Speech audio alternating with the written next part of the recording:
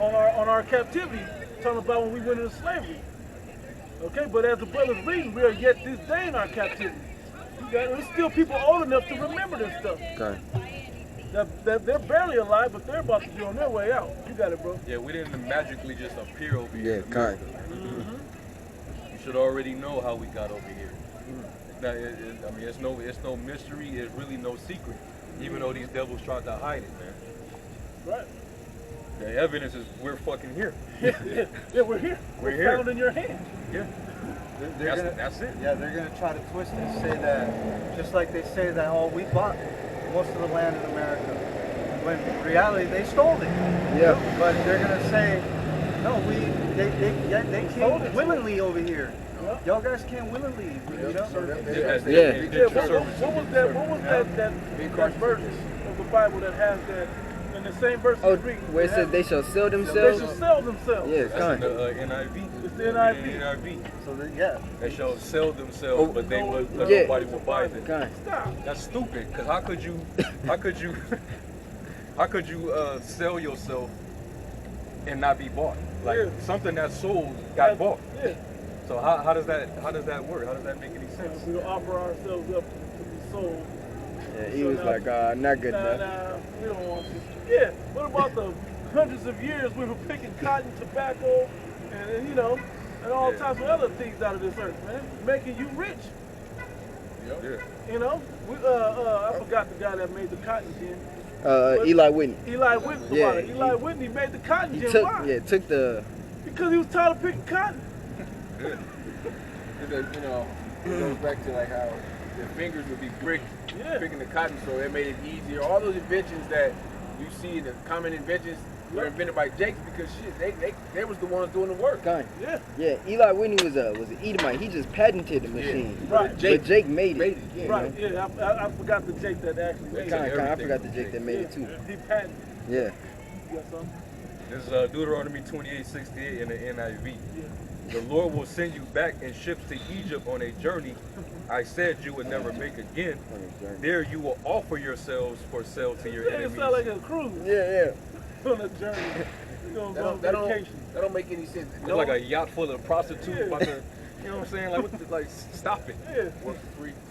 We were a royal people. What the fuck you mean we about to sell ourselves to We had gold dust. It was Hardcore slavery. into chattel slavery? Yeah.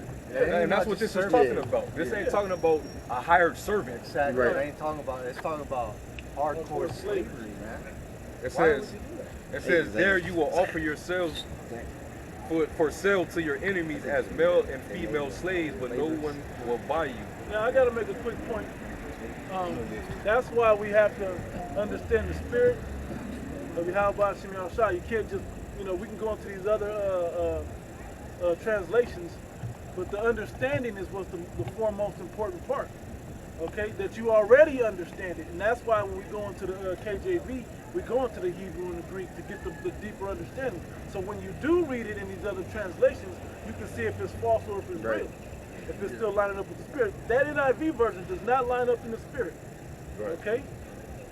But in other translations it do. Now somebody got to look up that word buy Kind. in the Hebrew. Yeah. Focus up. You got something? Yeah, Ecclesiasticus 33 and 31. This is the work that it takes to get this full understanding. Okay? You're not going to truly get the understanding of this just listening to it or just reading over it. You got to try to get some understanding and apply visuals to it, the reality of what's going on to it. All right? You got it. Ecclesiasticus 33 and 31. If thou have a servant, entreat him as a brother, for thou hast need of him. Yeah. This is the difference, right? You're reading this as an indigent servant, right? As of thine own soul, if thou entreat him evil, and he run from thee, runaway slave, Yeah. which way wilt thou go seek him? Yeah, which way you gonna go find him? If he run away when he sold himself to you, But what did this man do? He hunted us down. Yeah. What did he do? He was treating us evil. You see? Because a lot of people out there, when you say slavery, they just identify slavery with chattel slavery, and they'll say, well, the Indians, so the Native Americans had slaves, and Africans had slaves. And it's a difference between chattel slavery and the so-called slavery that maybe Native Americans had Jake under. It was completely different. Slaves during that time, when they were under their brethren, even if they knew it or not, they had rights. They treated them with dignity. You know, they treated them with respect.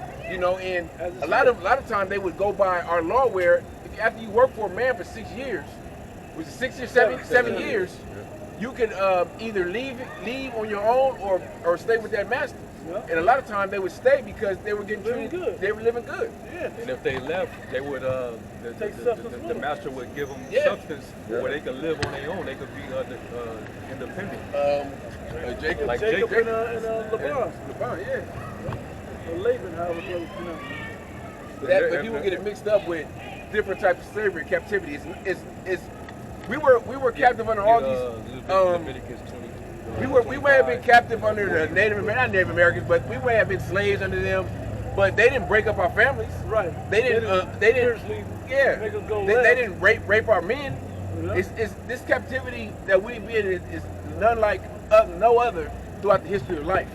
Yeah. You know, and you can't compare captivities of Moab and all these other nations to the captivity of the Israelites, the so-called Negroes here in America, and the Native Americans. You got to, you know, people forget about the Native American captivity. It was Native Americans and the Northern Kingdom, because a lot of the Northern Kingdom they were shipped back to Europe to be slaves. A lot of the Gad was shipped back to Europe to be slaves. Yeah. They recently found a slave ship in the Gulf of Mexico from I think it was going from Mexico to the Caribbean or somewhere. And a classic thing that just went on.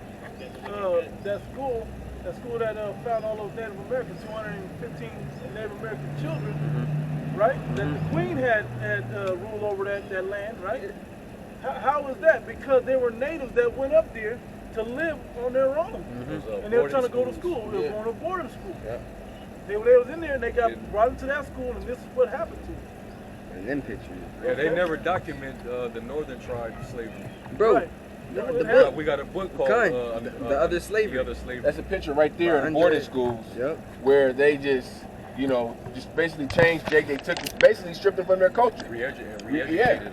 All their indoctrinated them. Yep. They showed you that in Wounded Knee as well. They did that with Wounded Knee. You know, it was banishing certain tribes out of certain areas, sending them on long ass walks with no that's where nothing. The Trail of Tears comes from. Trail of Tears. And then the ones that they were taking, they was forcing them into those boarding schools and trying to re-educate them. Yeah. You know, strip them of everything that they knew. Yeah. You know, they had customs. They wore. And this is how those historians, when they sat down and wrote those the documentation on them. How they have their customs. That's what was that one guy's name? You had always bring them out. You had James Adair. James Adair, there you go. And different other historians where they gave their account on the customs of the natives that they picked up on the natives, and how their customs were very similar to Hebraic culture. You know, they were still keeping certain feasts, certain ceremonies that goes back to the law. They were still wearing fringes. Certain dialect that was related to Hebrew. Yep. Yeah. See, you gotta learn the history. You gotta learn the history. You know, secular history also, because secular history goes hand in hand with the Bible, and a lot of Jakes don't realize that. They think that we're just speaking of some stories and BS in the Bible. But no, the Bible goes with history. Esau not going to tell you that. The devil not going to tell you that. These things line up with secular history. They know that because they search these things out. Because Esau's carnal, they have to search these things out and prove it. We're spiritual, where these things are what is it? We're educating ourselves, which means to withdraw within. So we knew these things once before. These were our customs. The Lord just put the Spirit on us to bring them out. Yeah. Remember. Yeah, kind of remember. Someone has something. Leviticus 25. I call for it real quick. And then he got some info too. Yeah. This is Leviticus chapter 25. Showing you that there's a difference between regular servitude, indentured servitude versus chattel slavery. Go ahead. Leviticus 25 and verse 40. But as an hired servant and as a sojourner he shall be with thee, and shall serve thee unto the year of Jubilee. Yep. The year, the release. Yep. You know? Jubilee is when you forgive all debts, man. Yep. Esau uses that in their society, their system, somewhat on the left hand with, you know, after say you got something derogatory in your credit, it drops off after 7 years. Yep. You know, sort of give you a clean slate, but you know, this Esau. But they even know how to Yeah. flip that around to where if you make a payment within that, like right before, it'll get you into a payment, it'll start the time clock over. It keeps you into that. But he sees you as goyim, so he doesn't apply that law to you. Right. You're gonna always just be a debt slave to him. Go ahead. It is more. Yep. Verse 41. And then shall he depart from thee, both he and his children with him, and shall return unto his own family, and unto the possession of his fathers shall he return. For they are my servants, which I brought forth out of the land of Egypt. They shall not be sold as bondmen. Thou shalt So not. that means what? An Israelite is not supposed to sell another Israelite into bondage. Done. All right. So if there was some of our people that were among them in Africa that helped to sell us over into the hand of Esau, they went off. Yeah. Yeah. The brothers went off, man, and they sold Joseph. Yeah. Yeah. You know, but that was before, but still. So it's in our laws to not do that now. Done. To sell our brother off. And even in that was, it was a purpose for that. Yeah, it was a reason, you a purpose understand. for that. You understand. But it also initiated the understanding of why we don't do that. Kind. But also, this shows you how righteous our laws are. Because you see how our people out here poor, and in the ancient world, if a brother was out there poor and didn't have much, I'll take you in and clothe you and feed you, just work for me to help you get back on your feet. In this society, Esau just let, Every man for himself. let every man for himself. Dog eat dog. Kind, But that shows you why we need the king, even though we're not going to be in that situation. But it just shows you how righteous our laws are. Where When the heathen use them, when they apply them, it'll work for them too. so ain't none of our people supposed to be out there and without, because you always had someone to bring them in and help them get you back on your feet. But we fell away from that. Let me say it right. With our guidance, Right. the heathen will learn how to live that right way also. So that way. You have more, right? Yeah. And verse 41. And then shall he depart from thee, both he and his children with him, and shall return unto his own family, and unto the possession of his fathers shall he return. For they are my servants, which I brought forth out of the land of Egypt.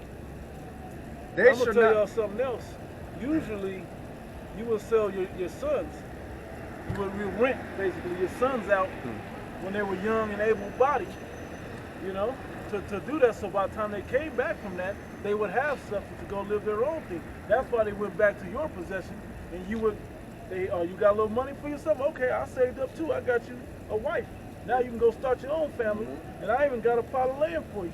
Or you can go, this is how, when you really think about how it worked and how it should work. The business of it. Yeah, we're gonna get to it. We finish that. They should not be sold as bondmen. Thou shalt not rule over them. Thou shalt not rule over him with rigor, Yep. but shalt fear thy power. Don't rule over them with rigor. That was how Pharaoh, the one that didn't know Joseph, generations later, all right, he ruled over us with rigor. They saw us as a threat because we were growing mighty in their land. But you know what? Let's take advantage of it before it get out of hand, man. Make them work harder. Let's make them work. Let's work them. Let's beat them if they go out of line. Abort the children. They were trying to depopulate us back then. And this is nothing less than what they're doing in this version of Egypt now. Same shit. Planned Parenthood, the police patrols, okay, the system beating you down itself, not letting you earn a living wage. we're building everything